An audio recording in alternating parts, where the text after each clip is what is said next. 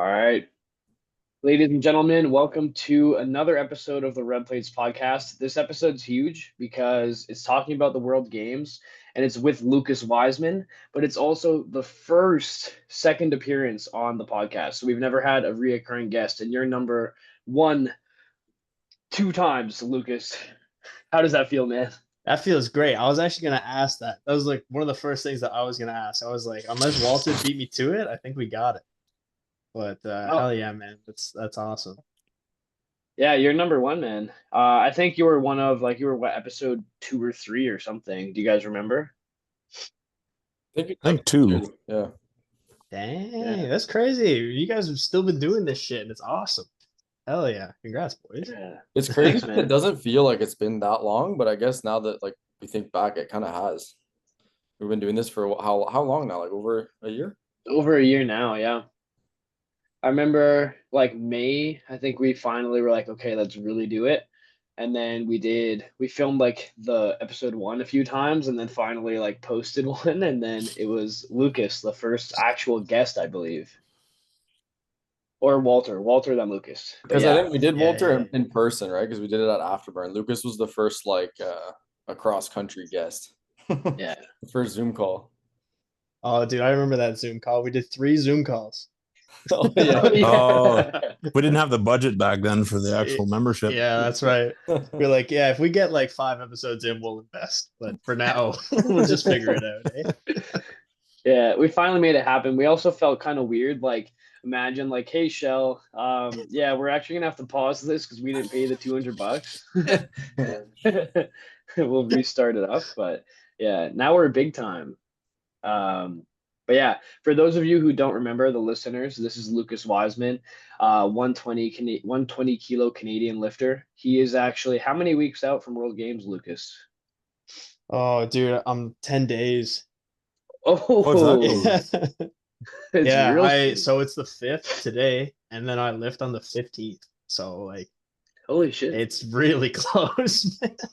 And when do you leave and what does your travel look like to get there? Yeah, I'm flying out of Newfoundland 8 a.m. this Saturday, so August 9th.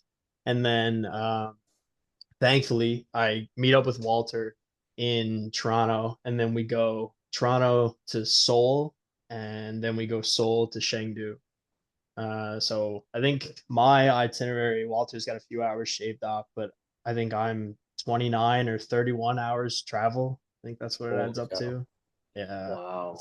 Are you gonna miss out on like a night of sleep, or are you just gonna catch some shut eye on the planes, I guess, if you can? And Yeah, I'll try my best. I mean, I slept the last time I was on like a crazy flight like that. I was going to Auckland for Commonwealth back in 2023, maybe. And yeah, that was I was able to sleep on that flight. So as long as I can like get my earplugs, I'll be good to go. oh, that's good. Did you like double, triple check that it's the right Chengdu that you're flying to? I'm actually going to the Cayman Islands first, Okay. and then I'm gonna stop in Costa Rica because Junior Worlds, and yeah, we'll get there eventually. Nice. Oh, dude, I quadruple checked everything, man. I don't have the budget to be balling out on extra flights, dude. Yeah, because I heard the flight to get over there is like pretty pricey too, right? Yeah, man. Like, so Yeah. being from Newfoundland, I'm just like, um, I don't know many other provinces that would have it as bad. I think maybe like Danielle Philibert, she might have it pretty rough too. But like, full disclosure, dude, it cost me like $3,500 for like Ooh. return trip. Yeah, and like Wow. I don't know how much it would have made a difference if I had like booked earlier, if I had the spot beforehand, but like pretty much like I got the email saying that, I had the spot if I wanted it. And I think like 2 days later I had my flights booked because I was like, I gotta save as much as I can with this. So it's Yeah. pretty quick. It's tough with flights because you never know, but like especially with the meet, it's like you have to be there at that spot at that day. So like there's no wiggle room. And I know for Yeah. me, like with the Cayman Island flight, I waited so close and I was like stressing out. I was like 3 weeks out and I hadn't booked flights because like they were just bumping all over the place. Like they were like skyrocketing and they would drop down. So I was just hoping I was gonna get something cheaper. But yeah, I'm sure you don't want to mess around when you're looking at like 30 hours of travel. You just want Yeah.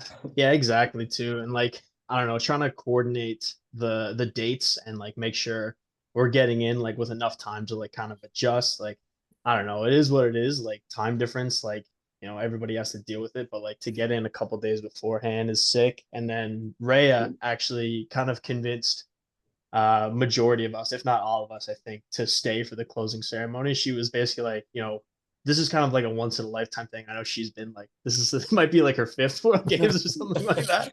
But for the rest of us, it's kind of like a once in a lifetime thing. And she was like, it's pretty special. Like it's an event that you go to that's more than powerlifting. You go to the World Championships or any like international meet, and it's sick because it's just like top tier powerlifting. But then this is like powerlifting is just a little piece. Like there's just so much more. Like it's so much. It's on such a more grand scale. So it'll be cool to soak it all. Yeah. yeah, definitely. I wouldn't want to miss that for sure. Yeah, that's what we were talking about because a lot of people pulled out, right? And then I mean, lucky for you, like that's how you got the spot, right? So, I Yeah. mean, you're not too mad about them pulling out, but it was it was probably a really hard decision for lots of people, right? Because it's like you said, maybe you could have saved a bit of money, but that's flight alone that you're talking, right? Like 3,500. Yeah. Yeah. No, for sure. Like, um, so what I've come to understand on the American side of things, because that's a majority of the dropouts have been the American lifters. We've had a couple other dropouts, like Tony Cliff dropped out not too long ago. He's pretty banged up. I was talking to him about it. I was pissed because I want to compete against the guy. I think Tim Monagatti also dropped out. I think he's pretty hurt. But the majority of the dropouts were Americans. So what I've been told is that when they were organizing their World Games thing through Powerlifting America didn't have the budget for it, so they said, okay, you guys are gonna have to pay your own meet fees. It'll be like $300. Okay, chill. And then as it gets closer, they're like, okay, the meet fee is actually going to be $800. And then by the time the invoice actually gets sent to the lifters, it's like $1,300 or something like that. So it's they have to pay that meet fee. Then I'm pretty sure there's pretty limited like Chinese embassies or like visa centers in the States. So they'd all probably have to do kind of what I had to do, which is like travel to another state to get visa clearance. And then obviously like, political conflicts and stuff like that. I know some American lifters have like military affiliation and, there's some extra hoops to jump through there. So I totally get the frustration with the process and especially like with the financial side involved. Like it makes sense. I'm not complaining, man. I'm getting a chance to do this thing. Like this is like the highest level of meat that I'll ever get to compete at, and I'm not gonna take it for granted. So like, you know, reserve or not, I'm gonna tear some shit up. Yeah, it's gonna be sick, man. Like that's gonna be such a experience you'll keep with you forever. Like we did touch on this a little bit about having to go to a different state, but you yourself had to do that being in Newfoundland. Do you want to run the people through that as well? Because it wasn't just like you're like, okay, I'll spend the money. You also had to spend a lot more money going to even get approval to go. So do you want to run us through what happened there? Yeah, that's true, dude.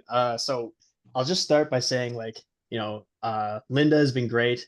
We've got like really good communication in the CPU, and then like Kimberly Walford's been sending us a lot of the emails to the IPF, and they've been great. There's been like a boatload of issues for everyone trying to go with like just small details with like scheduling and visas and like just errors everywhere. So like it's been a constant like back and forth. Like the past like I don't know, however long. As soon as I got the nod, like maybe 8 weeks ago, it's been like emails every day, every week type of deal, trying to figure out what's going on. But for me, when I got the invite, I was made aware that I had to go get like a Chinese visa.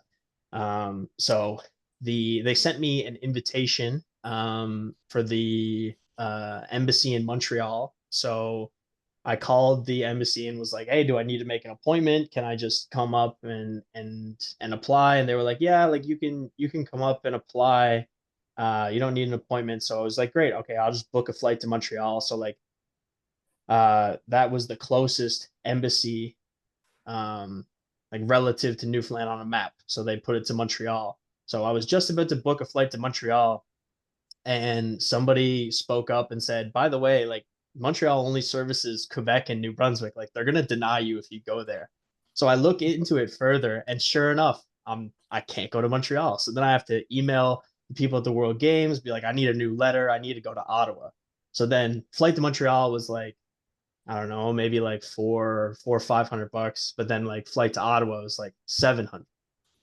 It's like a little bit more niche of a flight. Luckily, I had some points on my credit card that helped me get through that. But yeah, I flew to Ottawa to go apply for my visa in person. I was in Ottawa for less than 24 hours, man, to do this. But while I was up there, I did manage to get a training session in.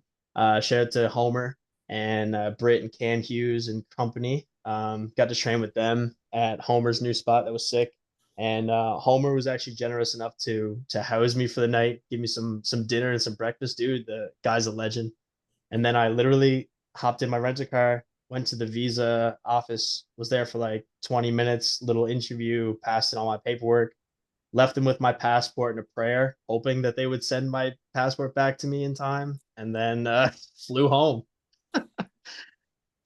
Oh, dude, it's crazy. And then the last part, this is the part that like sent me. I was so to get home from Ottawa, I had to fly Ottawa to Halifax, Halifax back to Newfoundland. So it wasn't a direct flight on the way back. So I'm in Halifax airport.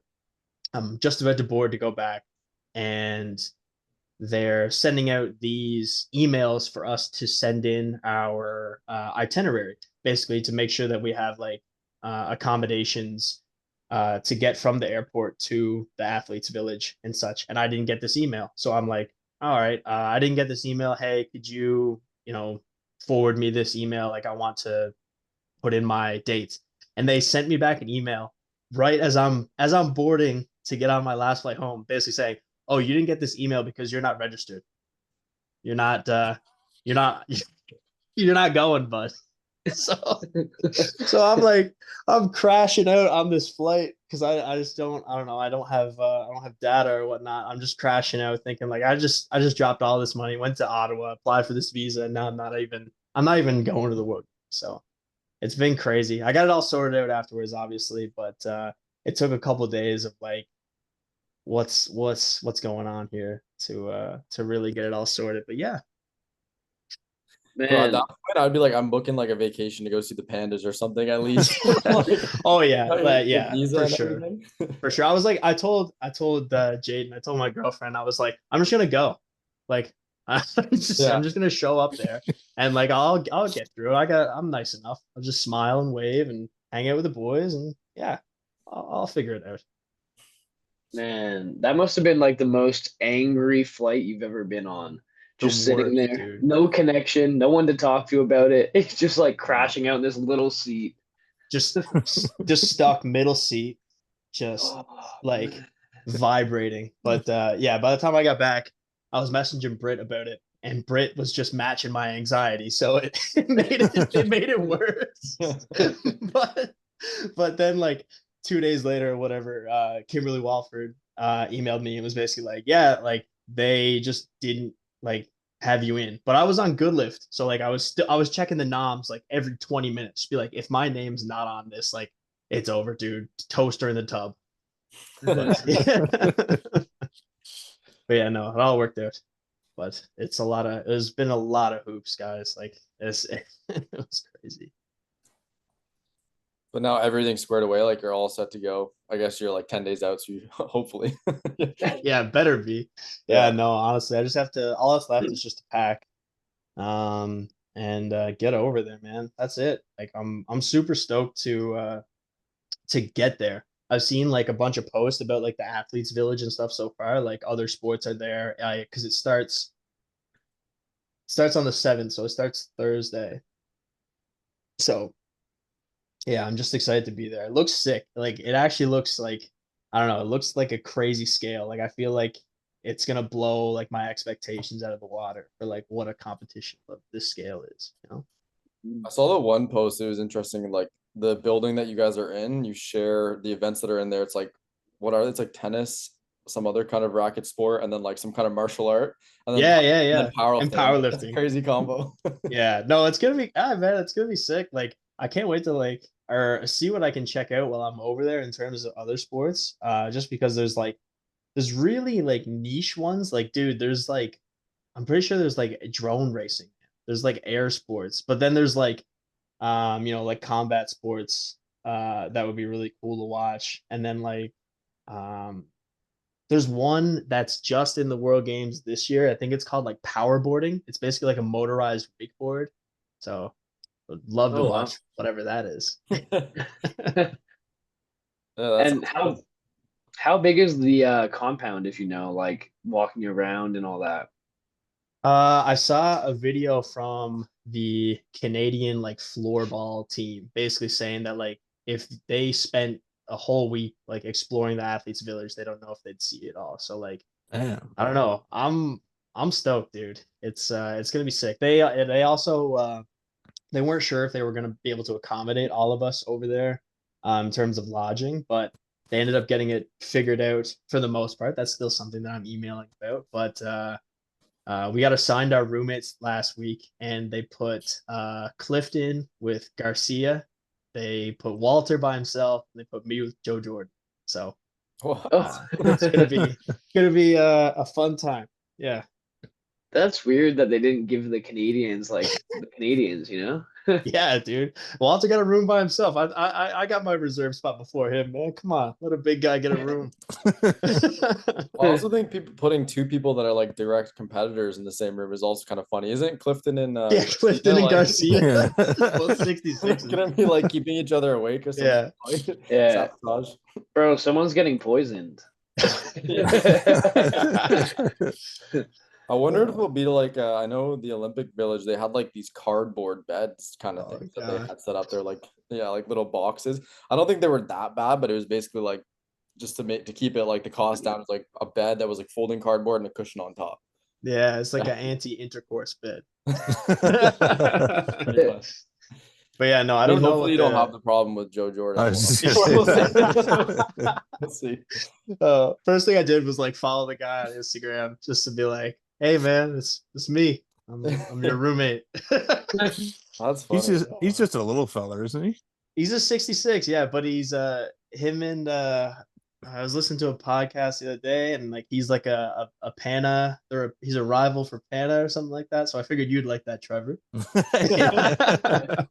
Yeah, you better take care of Joe for Trevor, okay? Yeah, absolutely.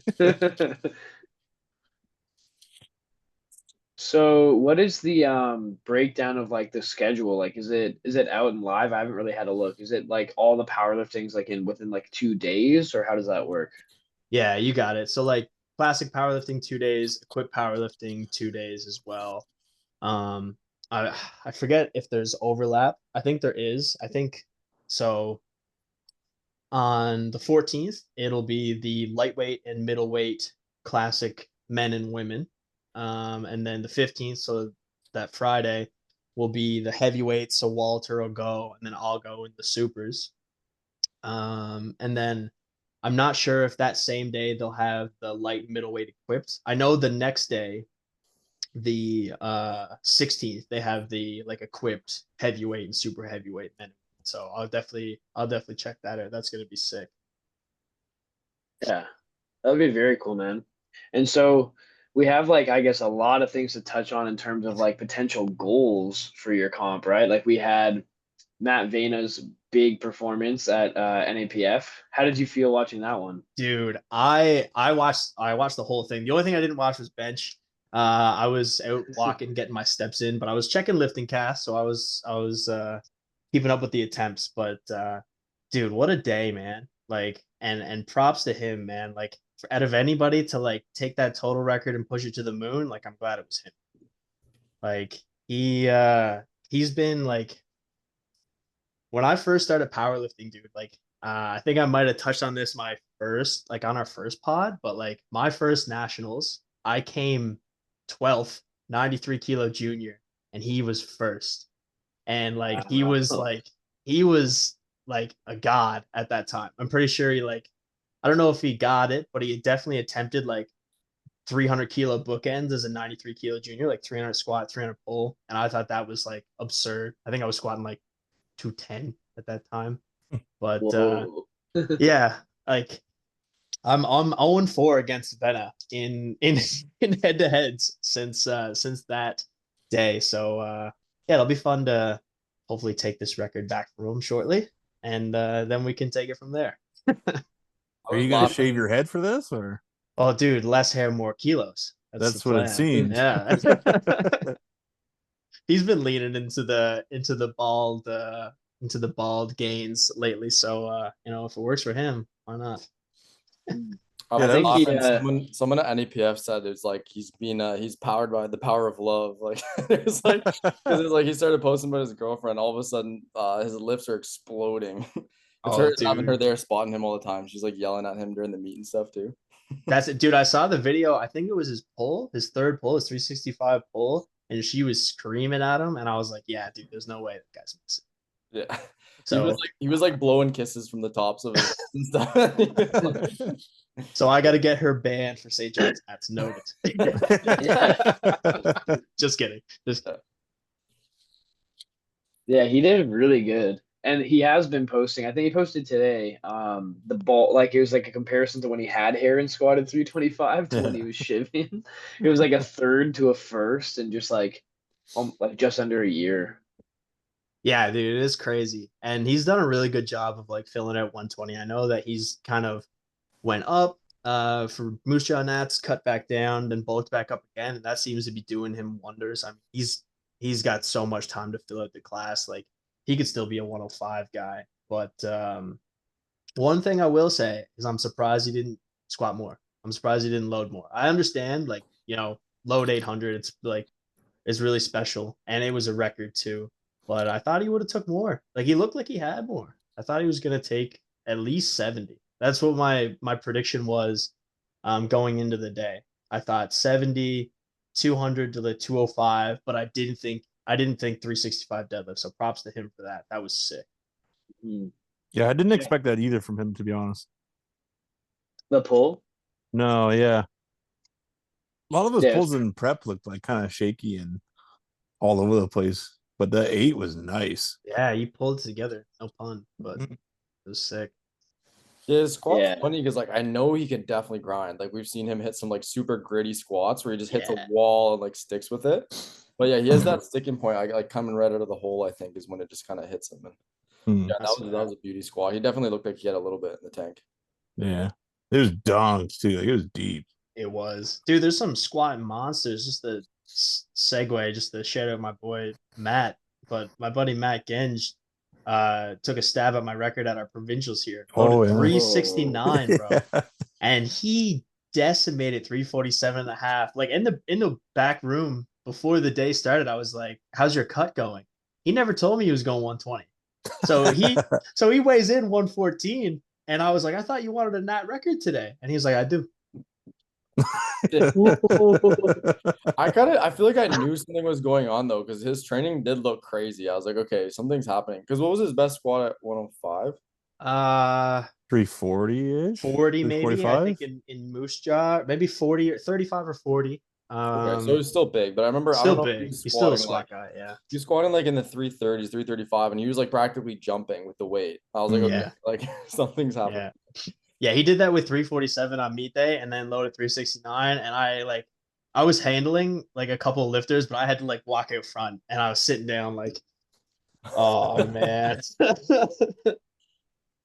But yeah, dude, I think like not to like dismiss what I'm gonna do in a week or so, but I think St. John's Nats is gonna be like, oh dude, it's gonna be unreal. Like all classes are getting very deep, very competitive, but like the 120s are Yeah. Yeah, the 120s are looking crazy. And it's funny, it's like someone like starts to look like they're really pulling away, and then the other guy just like comes past them. And it's just like everyone's just like, it's crazy how far you guys are pushing each other.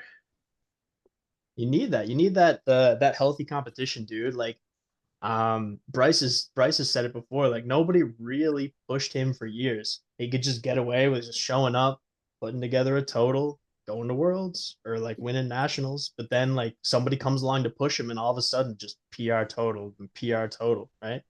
So Yeah. it's good, man. It's really good. If nobody's pushing you, then there's no reason for you to push further.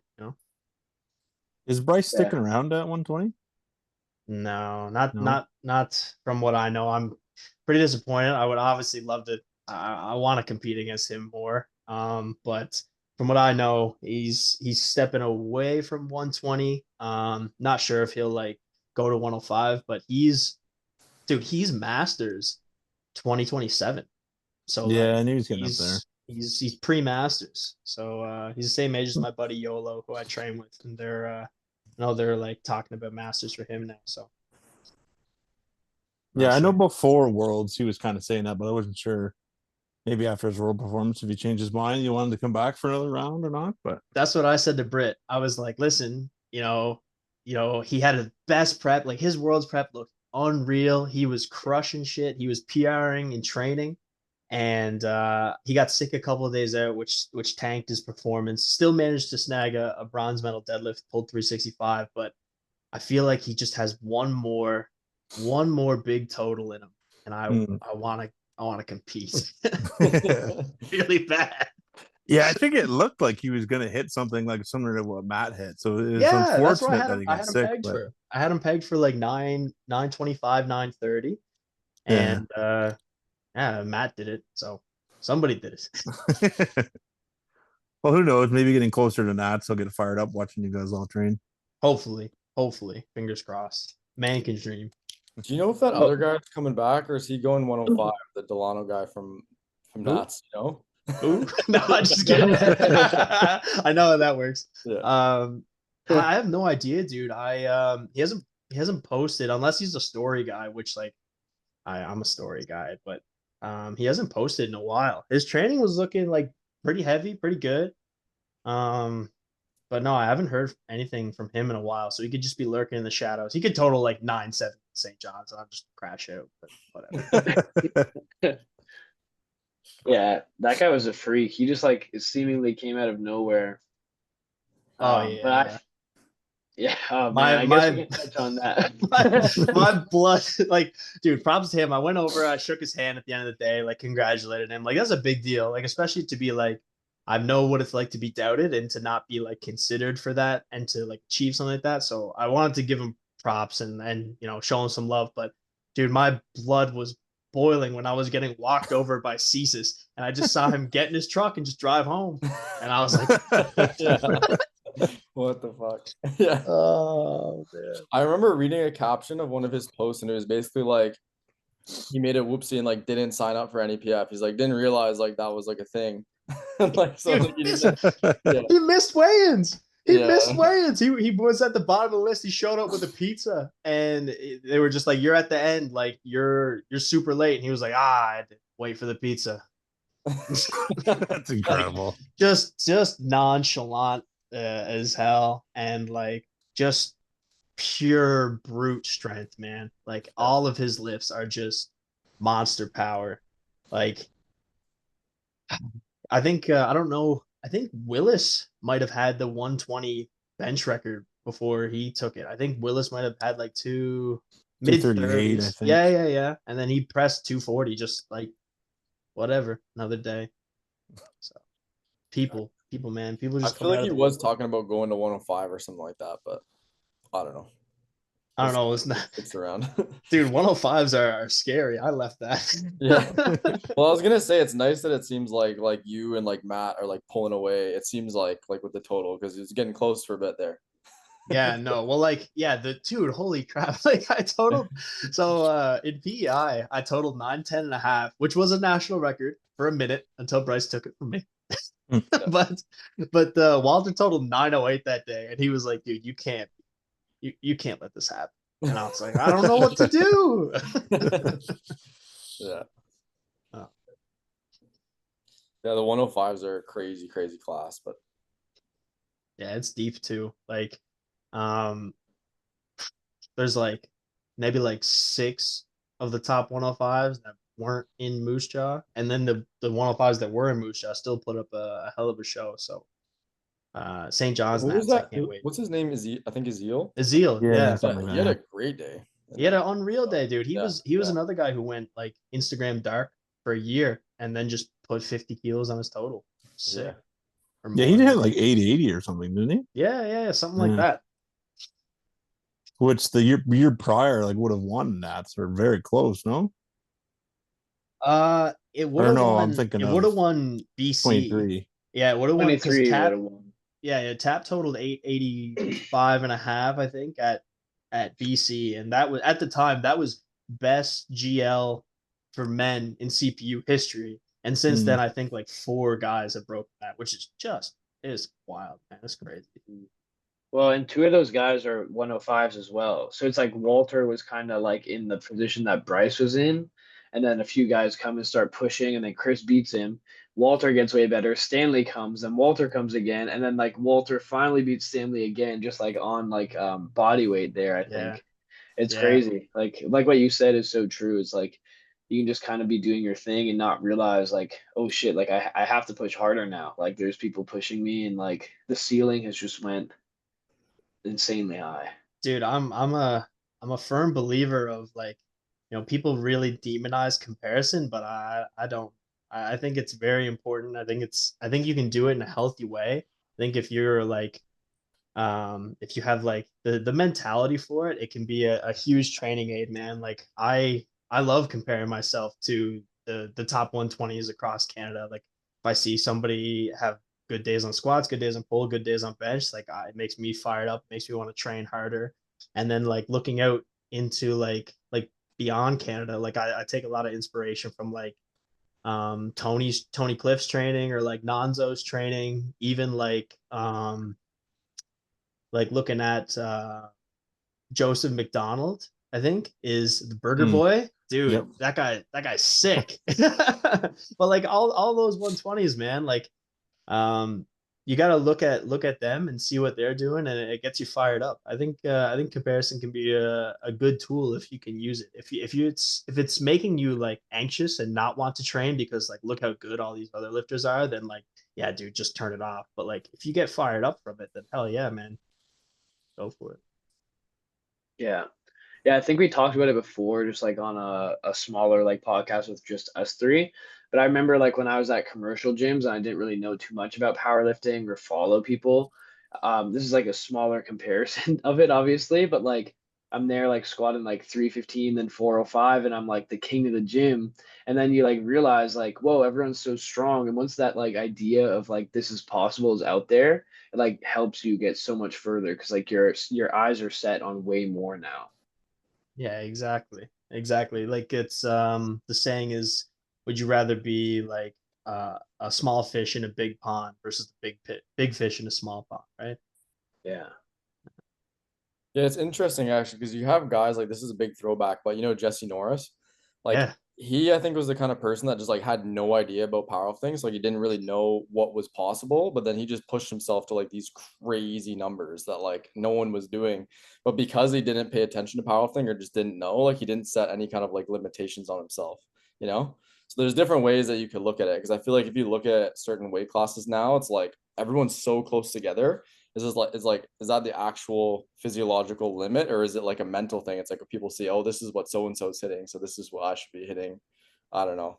That's a really good point because like you look on Open IPF right now, like you do filter all. Jesse Norris is still in that first page, and like I don't know when was Yeah. his. I guess the totals were like 2016, 15, like Yeah, around then. like crazy timelines for him to still be like amongst the best to ever do it, which is like you Yeah. said, there's a merit to I guess not knowing what's possible or not knowing what the limit is, right? Yeah. I think there is definitely some caveats to like his performance. Like I think there's a couple different things. Like it was like on pound plates or something weird, like that 914 that he did. Right. But it still just goes to show because like now it's like everyone sees what everyone's doing on social media all the time. You know what I mean?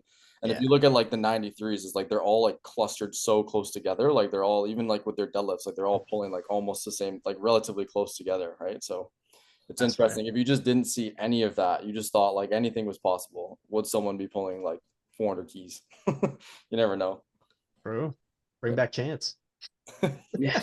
Maybe that's what Chance is doing. He's just blacked out and everything. He's blacking just out, training, yeah. not paying attention. I like it.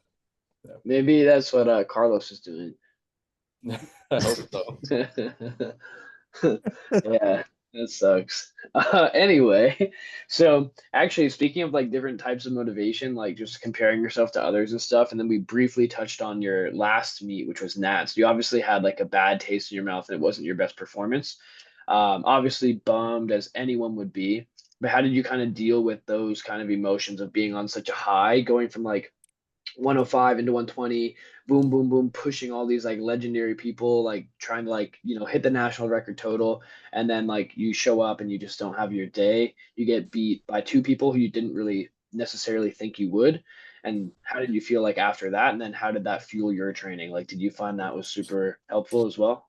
Oh, dude, for sure. Like, I mean, bummed isn't the word, dude. But when I got home from the job, bro, I know I'm not sure about you guys. Actually, I think, did you guys get sick too? Like when you came home? Afterwards, yeah. Mm. I got, dude, I felt like shit for like a week when I got home, which just added to like, I don't know, the shit that I was dealing with anyway. Like, Mental. yeah, the mental, like, yeah, it was the mental flu. But no, I had a really like rough night that night too. I remember just like, cuddling up with Trevor and like, trying to have a good time. But like, man, like all I could think about was like what a letdown that the meet was, and to no fault of anybody else's but my own. I've had issues with like technical issues with my lifts for like quite some time, that have kind of just like moved around, or I've gotten away with it at some meets.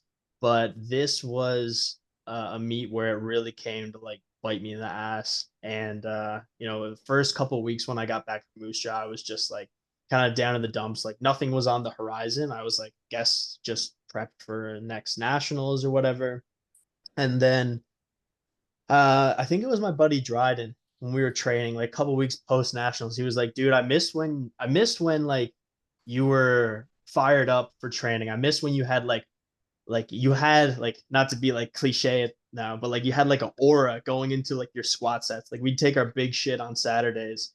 So like he was like, there'd be like Saturdays in your like prep for worlds, or like even like the prep for nationals, where it was like there's no doubt that you're not standing up with this, or you're making this move fast. He was like, you kind of lost a little bit of that. And then the boys know when to give me shit, or when to like lift me up a bit. But then it became like a little bit more like lifting me up, getting me back into the groove. And then they twisted the knife. I bet Delano could do this. I bet he's smoking this in training right now. Like walking up to like top set of the day. I'm going up. I have my headphones in, but I can still hear.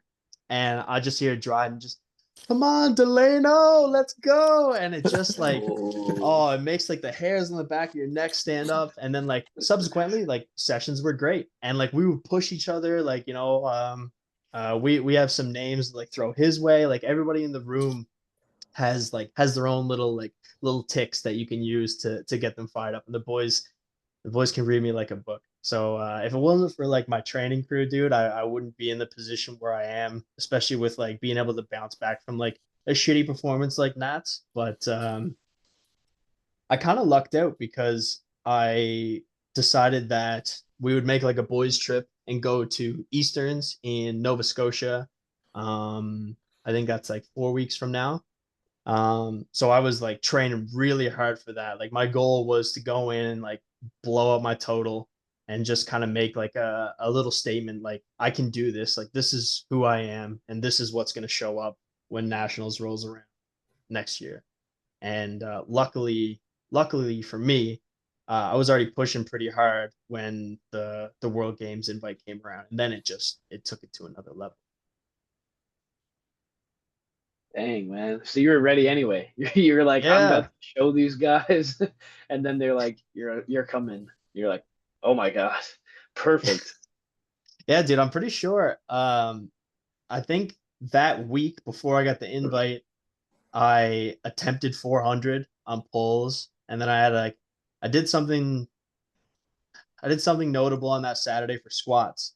And I remember the deadline to pull out of Easterns was Sunday at midnight. And then Monday at 8 a.m., I got an email saying like, hey, you can come to the World Games if you want. And I immediately wrote the guys around the East was like, "Hey, I know it was yesterday, but like I could really use a couple bucks back."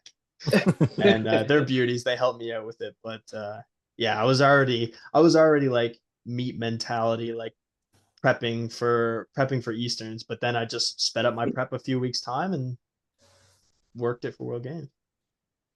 Yeah, that's sick, man. I mean, for you too, like the way that you guys train is pretty intense, it seems like all year round for the most part.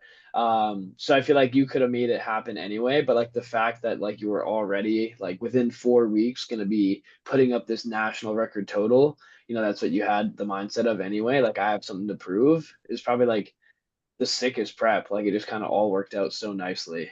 It did, dude. Like it really did. Like I don't know. It felt very weird just getting like this opportunity and like my coach, like Tom, being like, I knew it would happen. He's like, people always pull out. He's like, I knew you'd get the spot, but I didn't want to like talk to you about it. And when it happened, like I don't know, the boys really doubled down with like the support and the training for all of that. Like nobody misses a session.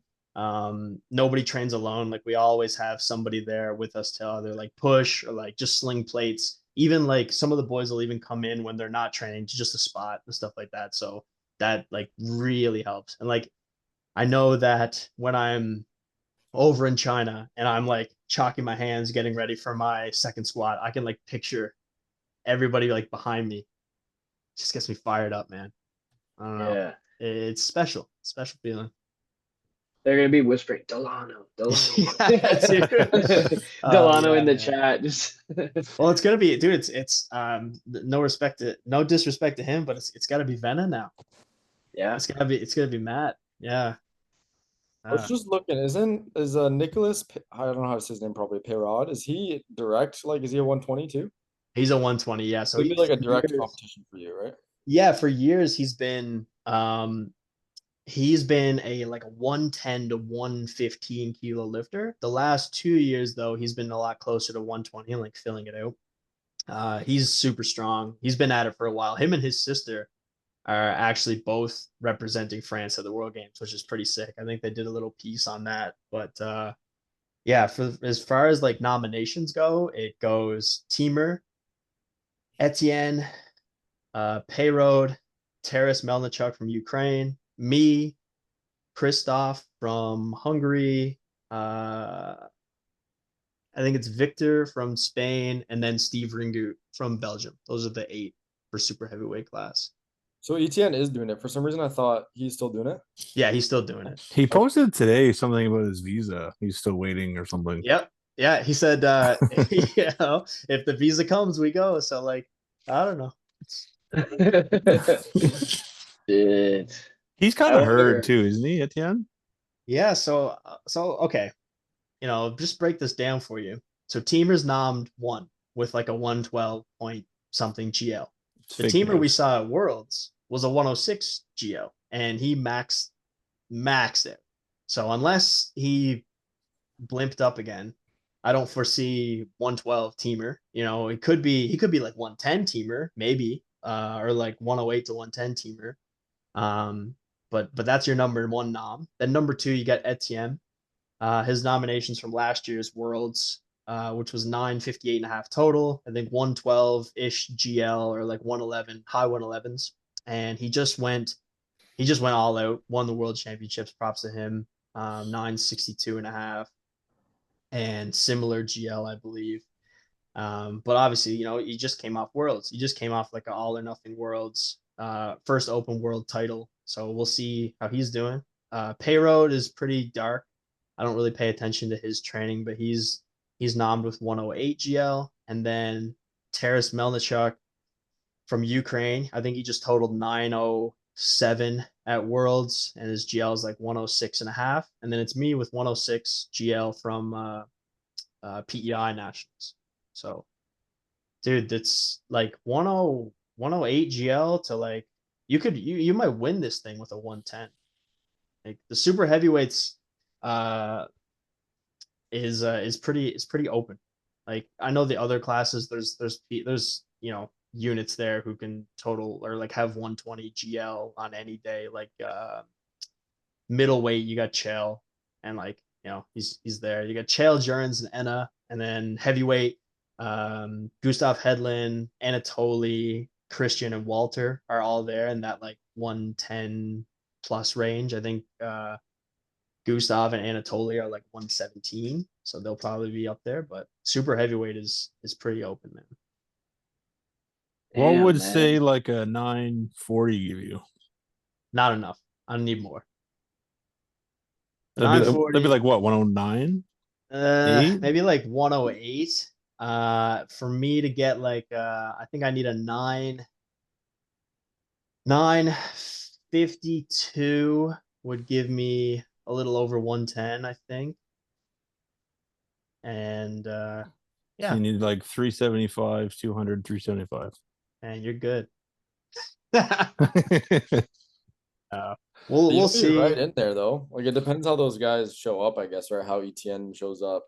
Yeah, it all depends. It all depends on the day, man. Like I could have the best day of my life, and everybody else could have the best day of their lives, and I could still come fifth or fourth. But if I have a good day and someone else has a bad day, then podium's there, man. Like I'm not going into this like I went into Worlds. I knew I was B flight, so it was obviously harder to like set those kind of expectations or goals. But I went into Worlds like I'm really happy to be there. Like let's try to just put up a good total. But like I'm coming into this meet with ambitions of hitting the podium, man. Like I don't want to have spent all this time, money, and effort, and like especially like the fundraising that we've done for this, like the people that have supported me to like help get me to this meet, like I wanna bring something home for them if I can.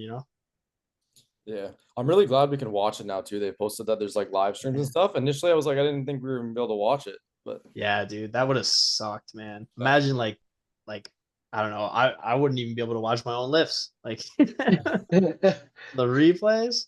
Yeah, no, I'm glad. Especially like my family and stuff like that. Like when we were trying to figure this stuff out initially, I was like, I don't think so. It was pretty disappointing. They were like, we got to figure something out, and I was like, I don't want to get anybody arrested to go like Instagram live or whatever. But yeah, no, it's sick. They have like a full site for streaming for literally everything and free of charge too, which is sick. Nice. How did that come about? Like, what changed there? Because I also thought we weren't watching it. I don't know. That's a good question. I'm not 100% sure of what changed, but I was under the same impression. I know you guys spoke in the last pod and kind of touched on that as well. And I was super stoked when they just started posting on the Instagram with the live stream links and such. So either way, it's good. It's definitely good for the sport and good for the World Games too. Like if they didn't have any live streaming, that would really suck, especially with putting all this like time and investment into like the facilities and like the competition, and then to not stream it doesn't really make sense. So Yeah. glad it's sorted. I'm not sure, but I think it might have been like just for like their rights to stream, but then they probably realized like every country's going, thousands and tens of thousands, hundreds of thousands of people can't watch. You can't even advertise to them now.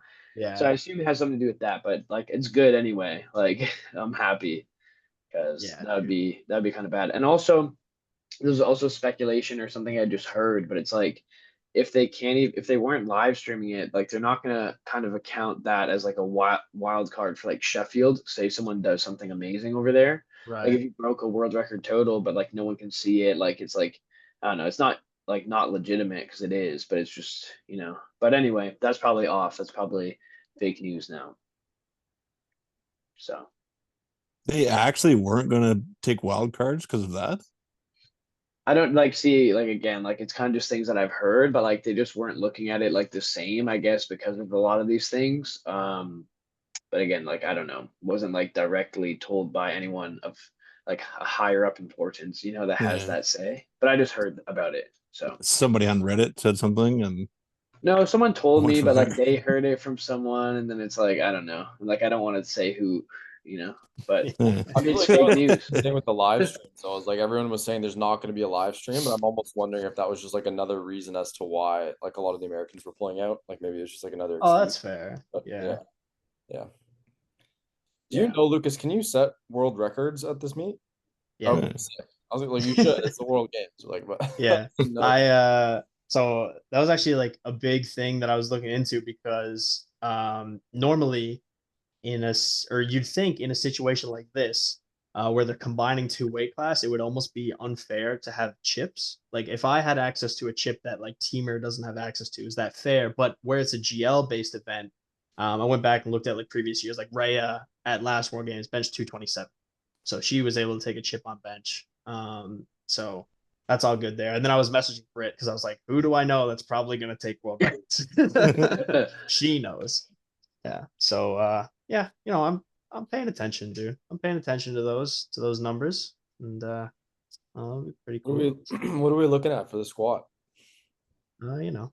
Uh All of like it, what's the world everything. record squat? What's the world record? world record is 386. Dennis Cornelius, Oh, fuck, yeah. 2017. Wow. Okay. Yeah. It's him and Fedoshenko had the longest standing classic records from 2017, which is like nuts. Like every other record is like, I don't know, 2023 is like the next like oldest really that's like still around. Yeah, because he But still has the total record too, right? It's 979. 70, I think it's 78 or 78 and a half. Bob Okay. tied it, didn't he, or something? I think he went half a kilo under maybe or something like that. He was really close. Anthony McNaughton broke it. What did he total this That was at Worlds? 105. Right. But what did I think he? he did that at Nats. I think he did 979. There you go. So it's 78 and Yeah. a half. 78 and a half is the record that Dennis Cornelius has. Okay. Yeah. Yeah. And That's then fucked up. Crazy record to be standing from 2017, you said? yeah, it's nuts. What about the pull though? 400 is still Nonzo. the world record Nonzo. Yeah. Nonzo? Yeah. Yeah, because none of the boys took it. I thought it was gonna get pushed to like 415 at Worlds this year, but nobody ended up bumping it, which is cool. What you guys gonna ask me about the benchmark? Yeah. It's like it's like 260, isn't It's it? like what big dev bench like I don't know, 263 or something? Yeah, something ridiculous. That was also a Dennis record that Tony Cliff was Yeah. gunning down for years, and then Dev just decimated that shit. Yeah. That's crazy, dude. The record books are very American right now, and if you look at like, so this is how like in infatuated I am with the squat record is that I looked at like the history. So there's been 4 people to hold the classic 120 squat record. First one ever in 2012 when the like raw powerlifting was introduced at like the world level was Mike Teixeira with 325. So that was the first open world record squat in 120. And then it was Bugelhelm, the Algerian, who popped, and he's kind of scrubbed from all the record books, but he's still there. He took it to like 370. And then it was Dennis Cornelius bumped it up to, I think, 378. And then Tony Harris took it 378 and a half. And then Dennis bumped it up to 386 and a half. So really, like, if you take 4 out holders. Bugelhelm, if you take out Bugelhelm for the drug pops or whatever, then it's 3 Americans have held that record. Whoa. That's insane. Only 3 people to hold the world record, and all of them Yeah. American. Exactly. We gotta sing "Oh Canada" and get you to fucking dunk it. Yeah, dude. Lucas rides a fucking moose into the venue and just dunks it. Dude, definitely. No, I don't know. I got my like openers and seconds pretty well laid out, and then depending on how they move on the day, like for squat especially, like I'm very confident in my ability to know like the weight that I genuinely have on the day to like push my ego aside and like actually know what I can stand up with. And if my second moves well and the number's there, then why not, man? You don't get many chances like this. So like circa Easterns 2024, you're gonna load the record on the second and then jump 2.5 and then take yeah, that's exactly, Kyle, you nailed it. You did that last meet, dude, didn't you? That's right. Yeah, I That remember getting that attempt plan and I was like, whoa, like I mean you usually do it and it always works pretty much, but you're usually very aggressive. So you'll be close enough on your second attempt to know like, okay, do I have this? Do I go yeah, for it? But then yeah, also like at the same time, just like we talked about before, like you don't want to get caught up in the squat battle like we were talking about with Matt. And then you yeah. also want to maybe win, but yeah, like your 370 and like you've done like what a 360 double or 360 something double in the gym too, Yeah, right? 65, no? 365. Yeah, yeah. Yeah, fuck. I couldn't chip you So on that one. Dude, man. Oh, dude, I love Trevor, man. I don't ever stop, bro. I love this. I love the squats, man. Like I me and TK laid out the pipeline when in Eastern's prep. It was basically like a set of 5, 4, 3, 2, 1, add 15 kilos, subtract a rep. So start at 320 for 5, and then add 15 kilos and drop a rep. And we worked that all the way up to the 365 double. So now all that's damn. left is like a 380 single. Oh shit. Yeah. Have Man. you squatted any singles like this block week leading into the meet? Have you posted anything, or is it under? 370 was my biggest single in the gym. And that was like whatever, like a 1.5 kilo all time. Most I've squatted in training for sure. But it felt really good. Like on the day I went 325, jumped 350, then took 370. And I remember when I stood up with 350, I was like, damn, I got this. Like I already got 370. And then I took 370 and normally I'm pretty emotional. Like I get pretty fired up when I get excited after a set, but like I remember racking 370. I was like, okay, I gotta make that like a second. So keep my nerves. Yeah, that one was really good. It's on his Instagram if you want to pull it up and watch it. It's like the last post. And like the bench, you did 190 and then you hit 195, I think, Yeah. like on the story because you post everything on the story. So that's the Yeah. one. I always Yeah, I like love swipe that. up. I'm like, bro, how is 700 for 5 a story post? Like, what the That's my hell? favorite. I know when I post a good set, I remember it was pretty scuffed, but the first time I pulled 380 in the gym, I threw it up on my story, and I think Luke actually crashed out on me in the DMs. Yeah, He's like, like, dude, what are you you got to doing? stop doing this. It's like Yeah. every day in that chat, like Lucas, like chill the fuck That was my out. favorite, dude. My favorite is like I'm on the treadmill post Saturday training. I'm doing up my post, and I set my phone down and I wait for like Eric to write me in the sleepover chat Yeah. and be like, dude, stop. Yeah. So crazy, man. The pull has been the biggest one. Like, we were talking about the motivation post last meet. Like the pull is kind of what like failed you in a way. That's right. Um, Yeah. and then you've cleaned up so well. I think right Mm. after that 400 or maybe just before, you had really started cleaning it up and the lockout is like smooth now. Was it, I think we talked about it in the DM, but I forget. It was like just being a little more patient at the A little top and more like not, patient. Yeah. yeah.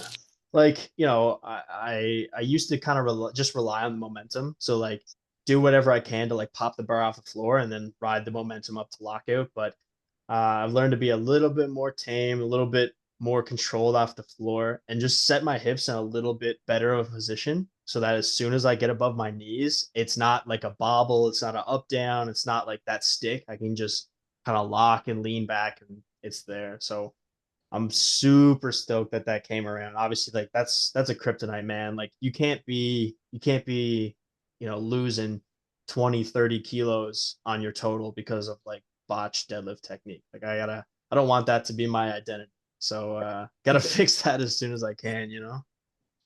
Yeah, you did really well because I feel like it was such a short like turnaround from anything above like, well, it depended, I guess, how you felt on the day and how you pulled, but like 350 plus, and then Yeah. it would kind of look like that at the top, and it would be like, and it's kind of sketch whether or not like they're fully, we had a hard time with that jury. They're like, get away from us, but they're Yeah. debatable, I feel, but Yeah. you can't be at Worlds and stuff, right? Like you and World Games, you have to be undeniable.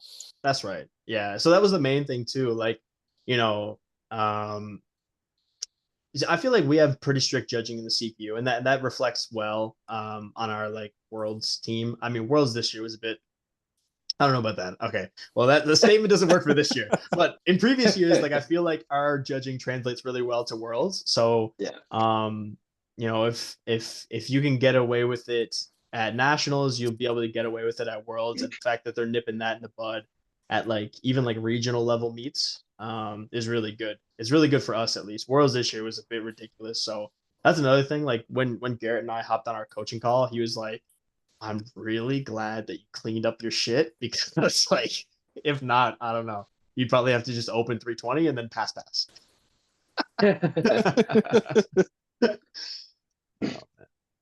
Yeah, the boys Yeah. did have a bit of a rough go this year with that, for sure. Yeah, dude. Walter and Eric, man. Holy crap. Poor Eric. Like, dude, no Canadian total above 900. It was tough. Yeah. You know, they're all getting kilos yanked left, right, and center, and it was hard. It's hard for the Canadian boys. Well, man, I don't know if you saw my squat session at APF. Dude, Kyle, dude, I've probably watched your squats more than you have at this point. I'm just trying to like wrap my head around it. You know what's really like bothers me is on the second squat, you know how they do a replay from the side? They like edited it, or like something about the live stream is like when it goes to my side angle, I'm already coming out of the hole on the second attempt. Like, dude, so you guys we gotta yeah. cut and paste this. Yeah. It was dude, just funny because I actually spoke to one of the refs after. It was super random. Like I was in the hot tub and I'm like, I'm chatting with these guys, and like just so happens the one guy, he's like, "Hey, I actually refed your session." I was like, "Oh, okay." So I'm like, I'm talking to him, and I was just saying to him, I was like, "Yeah, like man, I haven't got like a red light for depth in like I don't know, like maybe 2 years or something like that. Like I've been pretty good." And he goes, "No, they were pretty high, man." Oh, you doubled down. Yeah, I was like, okay. Yeah. Oh, that's tough, man. I do watching it back. I was like, okay, my first was borderline for sure, but then like my second, it's like I felt like I really tried to dunk it, and then 3 reds is crazy. Especially 3 reds is nuts. If you watch it, like I squatted and then Russ squatted. To me, like Russ's squat looked higher. Like not, you know. Russ didn't hook a 3 white squat. He had red on his opener, 2 reds on. Was it 2 reds on second, and then another red on the third? Like he didn't hook a clean one. Like it's just honestly like it came down to like a coin flip. Like you could have went 3 for 3. Actually, well, the 3 red squat is ridiculous. I don't know what happened there, but like it just depends. Like if they're really like hemming and hawing, like just close their eyes and like press the tablet button, or whatever. But yeah, it's frustrating. It is what it is. All I have to do is squat deeper, you know. Like, hey, well, you just get to do the thing where like your next total, you'd be like, yeah, plus 85 kilos from my last meet. Yeah.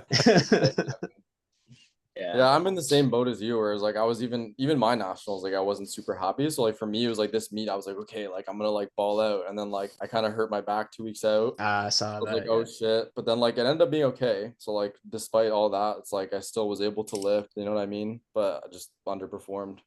So it's a bummer, but you know. That's it, man. Take what you can from it. Your deadlifts were sick. Yeah. Are you happy with that? I was happy I made lifts. Like I wasn't happy with any of the numbers and stuff like that, but you know. That's fair. I get it. Yeah. But I mean, that's international competition too. Just the way she goes sometimes.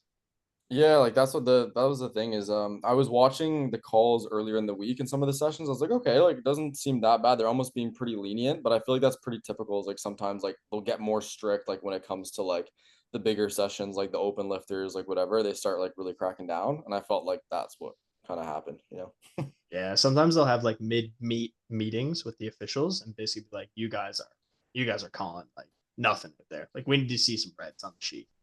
So then they feel like they have to, you know, go the other way. So shit happens, especially when you're later on in the meet too, right? Like you said.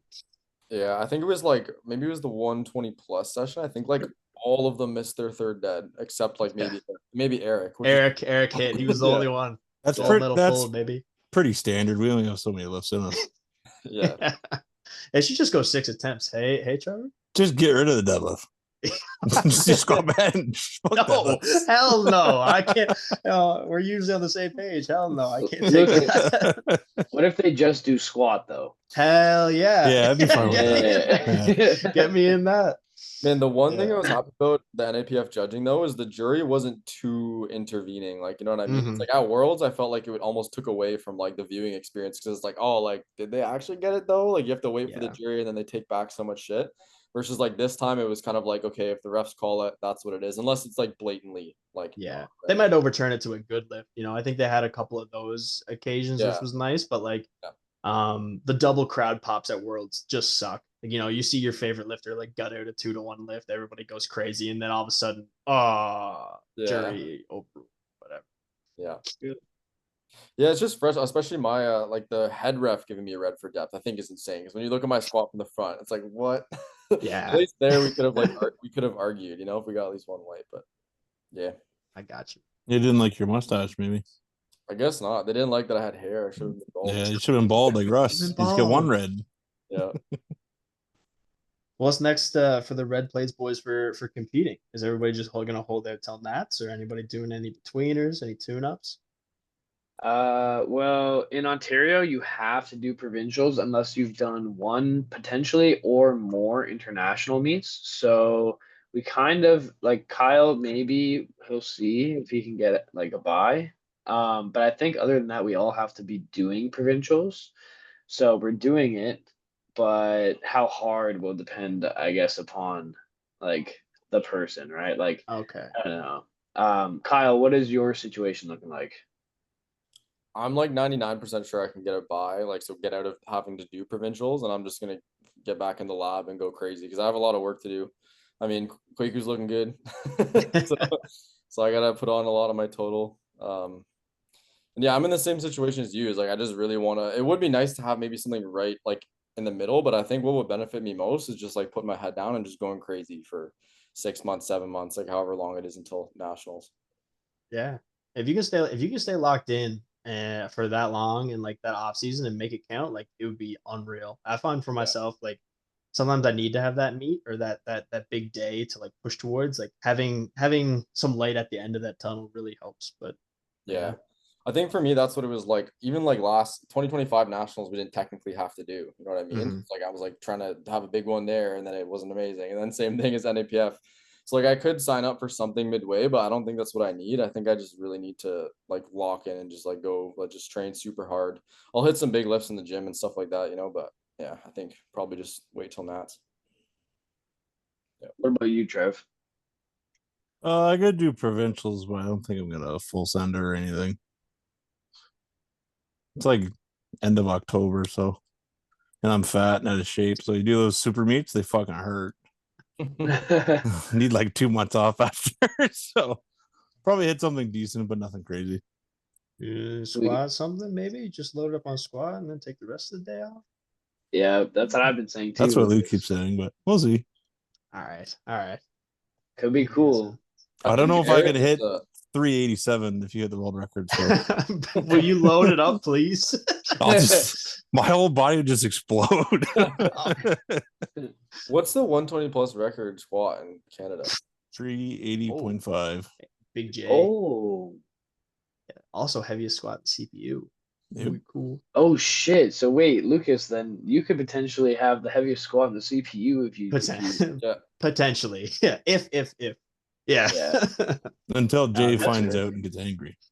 Yeah. When somebody fires off the pigeon to Jay, and you guys got to figure out a way to get him on. Yeah. That would be We sick. should would right be- before Nats. He'd have Nats some is- stories for sure. Jay and Ron would Balls. be fucking deadly. And Luke, Yeah, that would be- for your probs, are you telling Trevor to do the squat? Are you gonna go for it? I mean, I haven't really posted much about it, but like recently, like I had like a decent injury, like nothing crazy, but Oh, like yeah. I was talking to you about it, but I pretty much thought I had to have the surgery that I'd had in the past, so like Right. training's been but I am Mhm. back now to like training again, so we'll see. I think I don't think like I could do 7 in like 10 weeks, so I don't think I'll be going for that, but we'll see. Like, because I have to pay and show up, so if I feel all Might as right, well. like yeah, might as well. I get like a spotting crew and I get to go off and we'll see. But yeah, probably just train through it and then mess around with it and see. We'll see. Yeah. If anything, just a nice heavy SB day for the boys. Yeah, because I do those anyway, so why not? Or maybe like pick one lift, like we were talking about with Trevor, and just go at that. But we'll see. It's I just kind of was like awkward timing. Yeah. Yeah, for me, I mean, for me, I feel like the timing's not that bad, but like again, like you said, for you, it beats you up a little more. I think someone like Lucas is probably a good example. Like Lucas could probably like he's doing this and he'll be fine by Nats. Lucas, or, yeah, by Nats. Lucas trains very intensely, like all the time though, so he's pretty used to that, you know. Yeah, I love it, man. I feel like it's where you're at in your career, like how many meets you can do. You know what I mean? Like I think in the beginning you could PR your total, like if you do 5 meets a year, like you could keep PRing your total. You know what I mean? And so yeah, Trevor wants to do like 1 meet every 2 years. I'm like, I feel like I liked competing more frequently, but Trevor actually told me is like you're probably better off not doing any PF and just kind of like building whatever, especially if I would have had to do provs. But I feel like I'm kind of adopting that mindset now. It's like, okay, I need some time. Like I really need to put a good chunk of my total. Like I'm just gonna take the time that I need to train, like not worry about peaking and yeah. Yeah, I got you. Yeah, I think like for me, I had 23 Nats, and then we went to 23 Easterns, and then 24 Easterns, 24 Nats, and then 25 Nats. We're all just like bang, bang, bang, bang, bang. Mm-hmm. And having this like year and a little bit or whatever is fucking, I'm liking it. Your squad's been liking it, so hell yeah. Yeah. So, No, I've just been Boston accessories and trying to make my hip work and I don't know, trying to Make get the big and elbow, strong. make the elbows disappear, Yeah, right? I need more bench. I've been beating the shit out of my pecs, my elbows. I'm pretty heavy right now, but I'm not that fat, according to Luke. So Actually, yeah, I will say Trevor, I mean his body comp has been improving like lots throughout like the years that I've known him. But Kyle also, you know about Trevor's weight usually is like what like 153, but he's like 156 in the morning now. So he's looking real good. And I think he was almost I was there like kind of like 10 a.m. and he was almost 160. And I was like, holy shit, like he's getting big and he looks good. So hell yeah. it's working. good, good for that weight, not actually good. Yeah, well, you're not shredded 350, but you're looking really good. Like your upper body traps, like everything's growing and filling out like really well. So should be Eric's actually pretty. cut down, I think, just for like just kind of same thing, get healthy for a little bit, Yeah. like fix up his hip, whatever. But he had like a shredded 6 pack on the beach in the Caymans. Did he? No, yeah, he's looking good though. We were Exactly. actually talking about Eric and like how much like beer he he can drink just like while training and still being a beast. It's pretty crazy. Dude, he's like one of like the old guards of powerlifting. It's like same thing with like hockey. Like there was like if you guys follow like NHL at all, there was a hockey player, his name was Hal Gill, and he was like the last hockey player to bring like a 6 pack to the rink and like have a 6 pack after the game. So like I feel like Eric's Hal Gill. Oh yeah. It's the last of the breed. Nope. They were talking about because Eric like brews his own beer, right? Like they were talking about how he like brewed like basically an intro workout beer. That he would Holy like, fuck. yeah. That's crazy. Like, That's I just to remember numb the pain of his body. He's got to have a few drinks before he trains. around the time we were having Eric on the pod, he was like one of the earlier ones too, or maybe midway. We had met up in Ottawa to do just a little training session with him, and it was like jumping reds on bench. So one, two, three, four. I think Trevor maybe made him do an in between, but he did like four reds for three. And then it came to accessories, and like I don't know if it was just like wasn't he saying like he doesn't really like do them much? Like he was Yeah. like doing. I was watching him do like I think a press down and some dumbbell curls, and it was just like I'm not trying to like sound like an asshole. It's just like not like the best form, but it's like this guy benches like 600 pounds, so who cares? You could tell by the way he was doing them that he does not do them.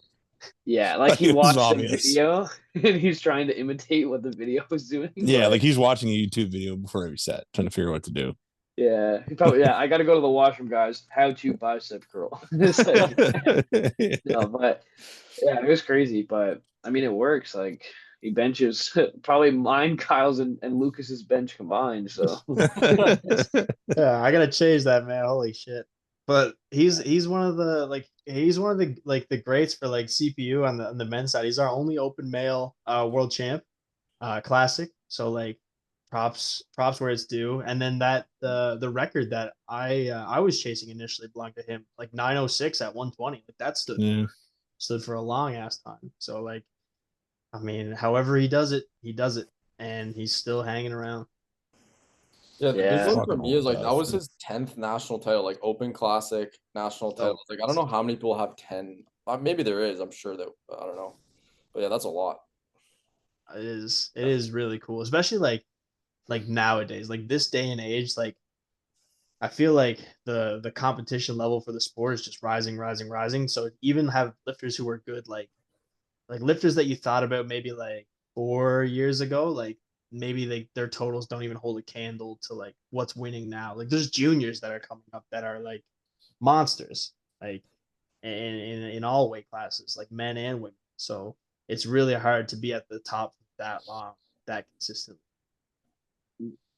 Yeah, Yep. I think that was kind of like our theme that we talked about after 24 Nats was like, is the old guard gonna pass the torch?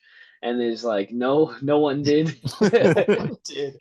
Well, at least like on the heavier men's side, right? Like, yeah, they all holding on real well. Yeah, because 23 Nats, like everybody, they all lost. Like Walter lost, Eric lost, Bryce lost, Bryce lost. and then fucking 24 Nats, they killed us all again. That's it. Walter, Bryce, Eric. They Yeah. all went crazy. Yeah. Yeah, I think 2026 Nats will be really cool. It's like it's a You guys, full, yeah. you guys getting early bird? Oh yeah, oh yeah. Oh yeah. For sure. Save your Yeah. money, man. I think so that went live, but someone said it lasts until like December, like the early bird price, or is that a I think lie? September. September 12th, September. I think, Ah, is your first. okay, that makes way game. more sense. Yeah. Yeah. Okay. It Yeah, just I'll wait sucks we had until. to pay for provincials too at the exact same time, Yeah. which is like $250 for some reason. Yeah, I provincials don't that know what like that's we about. don't even want to do is 250. It's brutal. Can you guys do bench only? Is that cheaper? Yeah, it's probably like two. I don't know how much. I think so. 240. It's always on like a Thursday though, so then I have to take the day off work to go Oh, that's even bench, and worse. it's like Yeah. fuck, I'm just doesn't matter. Yeah. Damn. We've I mean, obviously, like, dude, OPA is like massive. NLPA, I think we have like 130 active members. So like our probs, we can just volunteer. Like I just rep. Mm, I think we're the only province that is mandatory. I'm pretty sure. yeah. From Most what of the I other know. ones, it's like the same thing. If you volunteer, you're good. Well, Which like should be a people get out of it. thing. Like Eric never does pros because I think he just like does every international meet he possibly can. So he has that Yeah. like, box checked. And like I feel like CAF as well, like will normally volunteer, but it is a weird rule. It's like you have to do a certain amount of international meets within a certain time span, and then you can volunteer. Yeah. But every provincials, they bitch and bitch and bitch. They can't get volunteers. It's like, well, everybody's fucking competing. Yeah. Yeah, we have to. So Like if yeah, I compete Sunday, I'm not showing up Saturday to volunteer, and it's provincials, so I'm not staying after. Yeah. I Yeah. So get what do that. you want? Yeah. If you give me a Yeah. buy, okay, I'll drive out and I'll volunteer. That's fine. yeah, I would volunteer like all day to not compete. You I think know? that should be a thing. Like I really do. I really think that should be a thing. I mean, I obviously I don't understand or I'm not involved with the OPA, or I don't understand the aspect of it. Maybe it's something with like finances or whatever, but like it just makes Yeah. sense like to have people have the ability to volunteer. I mean, especially if like I don't know. I know Kyle's probably gonna get a buy, but he just rolled off NAPFs. And you're gonna force him to do provincials. That just I don't know. It's very Agata Shitko Polandy. I don't like it. Yeah. That's how it Oh, was man. last year too. Like I think going into 2024 Nats, like I was considering doing that NAPF. I think it was like Arizona or something. Mhm. But then it was like I couldn't get out of doing provincials, I'm pretty sure. And it's like I would have had to do like or no, I can't remember what it was. Which meet was that? It's something like that. You had to do provincials right before Easterns. Yeah, I that think. was it. Okay. Yeah. And the one a week out from Easterns, I did provs. yeah. Yeah, And he just used it as like a peaking little session, just uh, see if I'm hitting depth. But he had to Yeah. pay like 200 something. $250 for a depth Yeah. checker. I remember that day was crazy too, because like I was doing my squats and I was getting this crazy like pain in my like IT band. And I was like, fuck me. Like I was like, I'm a week out, screwed. Like I scratched my third attempt. I was like, yeah. Yeah, it's always weird timing. Like it's always like 10 or 12 weeks before nationals they force you to do provincials. It's kind of weird. Yeah. They should just do it when Worlds is, because the Worlds people have to do it anyways. I don't know. What's it gonna be like for you, Lucas? You're doing World Games, and then is it just big off season until Nats? Yeah, dude, big off season until Nats. Yeah, nothing else. I mean, I'll probably me and my buddy Will. He's not doing Easterns. We're just gonna like come over to my house and probably day drink and watch the boys do Easterns. I'll put it up on the big TV, so that'll be my next meet prep. Just getting a few beers in. The Eric Willis prep. The Eric Willis prep. No, but yeah, after World Games, man, just focus on nationals. So I want my resume to be the most unique resume in CPU. Gold medal squad at Worlds, no national title. World Games medal, no national title. Like I guess you haven't won. That's right. I haven't won, dude. I got all the other colors. They're back there. Got a silver one. I got a bronze one. No gold though. So That's a pretty crazy one. I just got at NAPF. I just got my first bench medal. What? Whoa! Hey. How the fuck did you do that? No, one fucking 167 bench. I don't know. Holy sh! That's like when Jess Bittner randomly got it one year. Yeah. How many people were in the flight, like, Kyle? It was Russ, Evan, and then me, because there was another like there was a Jamaican guy that was pretty strong, but I think like super deadlift arms, like worse bench than me. And Yeah. If anybody asked, there's like 40 people in the flight too. Yeah, it was there was the A, B, and C flight. Yeah. Full shebang, dude. And every country was there. Belize guy bombed out. There was actually like a good amount of open 93s, but it was literally just like fucking world record breaking 93, and then like me and Evan, and then so that's funny. Like Austin was taking pictures of me like when I was on the podium, and like they call you up for like each individual lift or whatever, and I wasn't expecting it at all. They call me for bench. I get up there, I'm like smiling so big, just looking right at Austin. That's got to be your new profile picture. Yeah, that would be unreal. I like that. Bench podium. Yeah, that was put that in your bio even. Bench medal. On bench NAPF 2025. That would be great. Yeah, that was probably became international bench medalist. 5 reels. That's good content right there. Fuck, you should. 40-minute YouTube video. But yeah. Oh, Lucas, I was just scrolling through your page and I think I counted, like, keep in mind, everyone, Lucas doesn't post on his like page, right? And I think since nationals where like pulls didn't go well, you had like 5 or more 370 plus pulls. That's insane. So you took that, like when we were talking about like, were you sad or were you mad? You were like furious, man. Like that took you to a dark place, and now you're a deadlifter. Like that's crazy.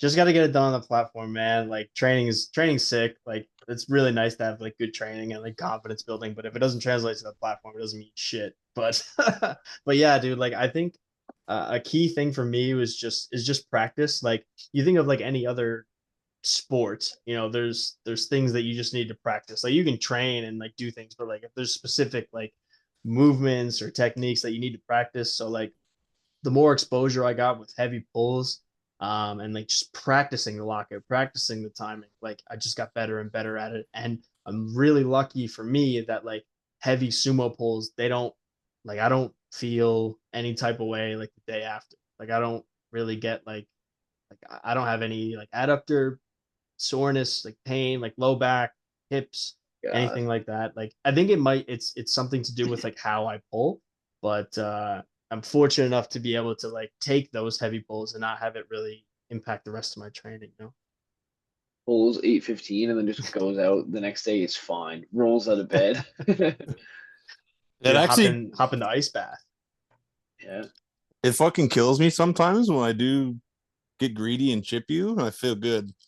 And then the next week you do something twice as fucked, and I'm crippled still. You didn't realize it was week 3 for him? Yeah, it was. Lucas was on week 2, and I'm feeling great. And then he goes up like 15, 20 kilos the next week. I'm like, fucking gonna kill myself. It gets me fired up because I'll post a set, and then Trev will be like, "Yeah, I've done this for 6," or like, my best was 5 kilos more." And then I'm like, "All right, next week's gonna be even better." The timing is so good because we train Saturday too. That's when I squat. And with the time change, like it's just right that you're finishing training and I'm driving to the gym. You see, like, motherfucker. Yeah. This guy, man. Who is this guy? Yeah, it's some good motivation, I think, for Trevor. He's like, man, like this guy, like his Trevor squat, for example, was really good, and then friggin' Lucas just like the weight class below, just doing some crazy shit. He's like, all right. It's This tough guy. because Eric's squad is fucking horrible.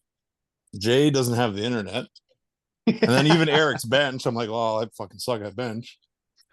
And then his deadlift just looks bad in training. So Lucas is kind of my guy. Yeah, dude. I'm. World Games calls me a super heavyweight, so I'll lean into that. Same thing. It's just me and Trevor. And it's another thing too. I don't have to make weight. I'm obviously like, in order to have access to the chips, I have to make weight. But like, it's another like, it's just like one less layer of stress because like if something goes wrong or whatever, which like I'm a 120, I shouldn't miss weight. But like if it did, that's chill. My weight cap is infinite. Ooh, do the So how big does that bulk to work for the record 150. though? Like for the like if you wanted the 120 Ooh, record in yeah. Canada, you obviously have to weigh. I gotta weigh in under 120. Like if I weighed 120.1, shout out to my buddy Chris. Sorry, bud. You're Hammerhead, taking. yeah. I can't touch his bench. But I would accidentally mess up the squat, deadlift, and total. That's good. Yeah, Chris's bench is getting fucking crazy. He's gonna bench something ridiculous, man. Like I keep begging for him to try. Like nothing he posts or presses looks like he's putting any effort. So fast. No, it's stupid. He's a unit too, dude. He's after putting on some more size. And I went out to lunch with him the other day, just to catch up before heading out to World Games. And like sitting next to him at the table, I felt like a dwarf. I don't know. Is he just like finally not scared anymore? Because his bench always looked fast, but now he's like actually loading some weight. I think it's more so just realizing like I don't know if he just thinks that I'm lying to him, but I keep telling him like how good he can be. I think he's finally starting to drink the Kool-Aid. Believe it. Yeah. I think he's finally He could. He's built well for all three lifts, which for a super is kind of random. Like even being a big thick guy, like his deadlifts aren't awkward at all. Like he could be a really good, well-rounded guy. He will be. It's just gonna take some time. He got some big goals for St. John's Nats. He's gonna do a local tune-up, I think, sometime November, December, hopefully, and like put up a good total there. So I'm looking forward to that for him. We don't have a lot of like we don't have a shit ton of lifters like in Newfoundland, especially like where I train, like the two clubs. So like all the top guys really like pay attention to each other's numbers, and like it's really nice to see more people like getting into that like upper territory within the country. Like Matt Genge got his first national or open national medal in Moose Jaw, and like I said, he took a stab at my squat record, and like that's nuts. And then like Chrissy will be like continuing to push his total, like hopefully get up there. I mean, yeah, Eric, Trevor, and Olivier, like that's pretty monsters. Pretty tough totals to like go up against, but he'll be up there. And it's just nice to see, man. We'll have like from my crew probably 5 of us qualified for nationals, and then from their crew probably like four or five as well. So it'll be cool to have some like NL boys show up to St. John's Nats. Is Dryden going to take a swing at Luke and Ben or what? I know he wants it. Dude, he wants it bad, dude. If you guys would love training with Dryden. Like, dude, he's probably like he's like the spark. Like if you remove Dryden from our training crew, like we'll still get it done, but like he's the best, man. He wants it so bad. Like the stuff that he says in like while we're training like gets you fired up, and like he really cares. But his squat's been looking phenomenal. He had a bit of an injury maybe like May-ish, so he kind of took a step back from squatting, but now he's getting up in that range. I think he at Easterns, I think he's good for 285 plus, and then like he should be good to squat like 300 plus come nationals, and that'll be really cool to see. He just needs to get his Nats QT at Easterns, which is like seconds for him at this point. So Yeah, he'll be good for it.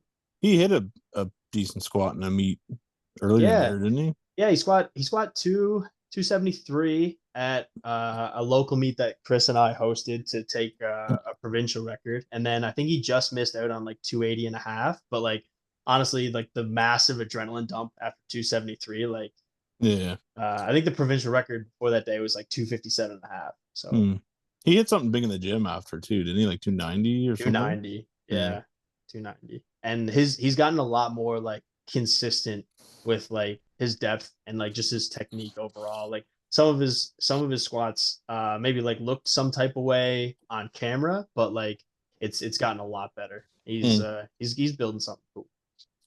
That's good. We got to get Luke fired back up. Yeah, he's pacing way ahead of me right now. But honestly, just tell him, be like, man. I heard Luke squatted 7 in the gym. I know he'll probably maybe listen. Dryden would load it that day. He would load it that day. Like he takes inspiration from like you, Ben, Jansen. Like he loves watching Jansen train as well. Homer too. Dude, Homer squat like 290 the other day, and he's like, motherfucker. Yeah, like, he's good. We very much thrive going raw 74 for 2026 Nats. Posted something today, like he pulled like a pretty nice 310, and he was like 74 has got a total 800 or something. Like, I think he's gonna do your probs as an 83, so I'm assuming he's heavy, right? But if he plans on going raw 74, that'd be cool. I mean, somebody's got to stop Klaus. Like, as on a. Everybody else is leaving, aren't they? Yeah, they're all going. What's Blake? No, they're all saying they're gonna go, and then as soon as they realize everyone else is going, they're all gonna come back, and then no one's really gonna leave. That's what I'm calling. Well, Logan's staying 74, right? Yeah, but he's junior for a bit, right? Oh, I think it was his last year. Well, he'll do Costa Rica, and then I think St. John's Nats might be his open debut. Oh, cool. But dude, he's looking good. He's really good. Yeah. I don't know how he can stay that lean for that long, dude. Like, that's ridiculous. Yeah, it's definitely hard for a lot of people, right? But people's bodies respond differently to like holding certain levels of fat. I guess he's just a freak because he's like shredded and he's jacked too. Like I know, like whenever I've been really lean, it's like you feel good for a little bit and then you die. At least in my experience. That's how I usually feel too when I get lean. When you're shredded, right? Yeah. Yeah, no, he's doing really good. If I get lean, I look sick. I look at pictures of me when I was a 93 lifter. I look malnourished. Like I look terrible, dude. It's actually brutal. You're way too tall. Way too tall. One of my friends sent me a Snapchat memory the other day of when I was like working part-time as a bouncer. Who the hell was afraid of that guy? Dude, what a pencil neck. Like, throw you like a fucking javelin. 90 kilos. It's funny. Dude, that's when I look back, like when I was 83, it's like I thought I was like lean and jacked, but I look back now and I'm like, holy fuck, I was skinny. Like, yeah, I was small. I have some old pictures on my phone I look at sometimes, Kyle. Like when we first started hanging out, and I was like, damn, you were fucking small. Oh, skinny guy. Yeah. Yeah, Kyle's body has responded really well to going up. Like his thickness overall is like he's so much thicker. Actually, I'm still thinking of the Lucas pipeline of just maybe skipping 105 and just going right for it. Dude, go for it. Listen, man, you can make it work. You can make it work. Like I definitely wasn't there's 120s shorter than me, man. Like some of the boys are I think it's just my metabolism would kill me. Like I remember when I was really pushing to get 93, it's like my calories were like damn near 4K. And I was like, if I were to go 105, it probably wouldn't be that fun. Like it wouldn't be that fun. I don't know, man. You squat like 340. I think it'd be pretty fun. Yeah. Yeah, all the PRs would be very fun, man. Yeah. You could always do the Vena. I like how I'm definitely gonna be eating. Or actually, I'm torn as to what I do right now. Like, do I kind of lean out and then rebuild into it, like kind of improve the body comp, or do I just get large right now? Get thick. Fat boy fall. Yeah. Okay. More is always the answer. Yeah, you said now's the time to build, so you actually got to Or build. You like I can't might do the build. Matt Vina though. Like he did like a really quick cut, just like as a body recomp, right? It was pretty interesting. But that was after him gaining 20 kilos. Yeah. Well, I gained like 10 kilos. Like I guess maybe not 10. What? Yeah, over like 3 years. Matt did it over like 3 bottles of olive oil. I love how he does it. Yeah, I don't know. Maybe I'll cut for like 5-6 weeks, do a little tune up, and then just get really big. I got a long time. I got 7 months. Yeah, that's fair. Yeah, you got time. I think whatever you do, as long as you do it with like a purpose or like have some intention behind it, you'll be fine. Yeah. Worst Yeah, thing you the could thing do with is just nutrition like, sometimes it's tough because like you get super locked in for a meet and then like you're almost like burnt out of that and you're kind of just like fuck it. But then it's like the off season what is actually like is also really important, right? yeah, you got it. Yeah. Oh, it's Gizmo. Oh, Gizmo. Gizmo, say What's hi, up, man. buddy? How old's Gizmo now? He is about to be 6. Whoa, What's that's mogging you? His head looks crazy. way bigger than yours. He's big, man. Gizmo's a unit. So, Yep, he's 30 pounds right now. So, He's 105. yep, he's thick. Yeah, Gizmo's maxing out like the height to thickness ratio very well. He'd be a great powerlifter. His poor deadlift though. Oh, he actually has like, yeah, the worst leverages of all time. I don't even think he can. His hands don't even go down if he's standing. wait, what's your weight right now, Lucas? Did you say do you have to cut a little bit or you're good? Nah, I'm chilling. I've been like, same thing, Kyle. Like, I've been eating like 4.5K for the past couple weeks, and I'm sticking around at like 118, 119. Oh, nice. Okay. Yeah, so I'm good. I mean, like the worst part of it, like the big travel, is that I'm probably gonna get off the plane. I'm gonna be like heavy as hell because like I'll just be bloated. And then just like figuring it out the next couple of days. They have like restaurant style cafeteria food for us, so like it's multicultural, so like Western American, like European dishes and stuff like that. So I'm assuming it'll be pretty easy for me to just eat like chicken, rice, and stuff like that. Are you packing any food like with you or? I'll pack like there's also like some restrictions on like what I can bring and what I have to declare and such. So pretty much I'm just gonna pack like my supplements, like some like protein maybe, and then like creatine, my vitamins, maybe like my pre, and anything else like I don't know. The less I bring that like would flag me, the better at this point, really. Yeah. It's funny, like whenever I'm packing for me and like I've got like yeah, like my pre-workout, my creatine, my chalk, it's like all these like white powders. Powders. And like I think they say it's like you're supposed to only bring, I don't know if it's 8 ounces. I mean, it's kind of like the size of like a can of pop or like soda can, whatever. Yeah. I bring way more than that. And I've never like got flagged or anything like that. Just always just go right through. Yeah, I've brought tubs before. I'm checking a bag for this one though. This might be like my first international where I've checked a bag. I don't trust airlines with my luggage. Yeah. Are you keeping like your like lifting equipment in your carry-on though? Yeah. Yeah, my carry-on is just my gym bag. Just Yeah. singlet, belt, shoes, sleeves, the stuff that like I actually need. Like I can make do with, whatever else. Yeah, man, Yeah, you Air just Canada just lost Austin's bag going to Cayman Islands. So yeah. oh Ooh. Lovely.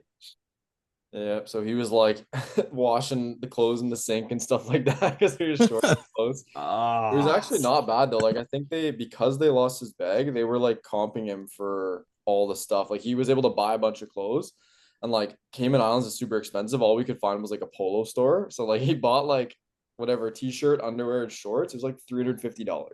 But like, Oh, but they're paying. What? They're covering it though. Oh, hell yeah. Yeah. All right. Well, they can lose my bag, I guess. Yeah. Yeah. So he's got Yeah. all this polo gear now.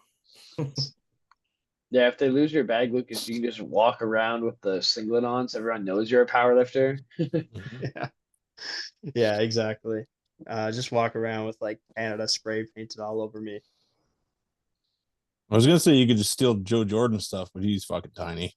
Dude, I've watched his training videos like ever since I knew I was rooming with him, and I'm just like amazed with the rack heights, like counting the holes. I'm like, it must be the angles he films at. He looks, I don't know.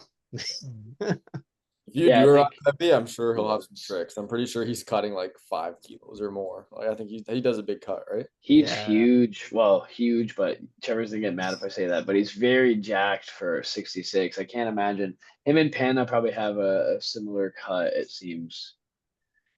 Yeah. Yeah, Just I just pray that he has a good day. Nothing's It'd be so shitty if he like has a bad day and he comes back to the room just like cranky as hell and I gotta go the next day. Oh yeah. I feel like his training from what I've seen, it looks really good. So hopefully he has a good day. It's him versus Panna versus Kasimson again. Yeah, and Kyoto. Do you guys remember him? yeah. Oh And yeah. isn't Jonathan Garcia going too? Garcia's going. Yeah, so it's Oh, Joe They're pretty Jordan's big. fifth. Honestly, it's like a lot of the best 66s are there, right? Yeah, the Well, and lightweight class is the most deep. Dude, the middleweight class has 5 bodies. Like Ooh, it's ridiculous. really? Yeah. It's I'll tell you, it's Chell, Chell, Jurens, and Clinton Lee, Singapore, and then a guy from Chile, but he has 108 GL, so he's They couldn't find anybody else to go 74-83. and that's another thing too, like just to like briefly touch on it, but I mean, you know, I haven't equipped like my coach has dabbled in equipped like Tom went to the World Games in 2009, when it was in like Chinese Taipei, and then Tom's wife Steph, she went to the World Games in 2017 in Poland.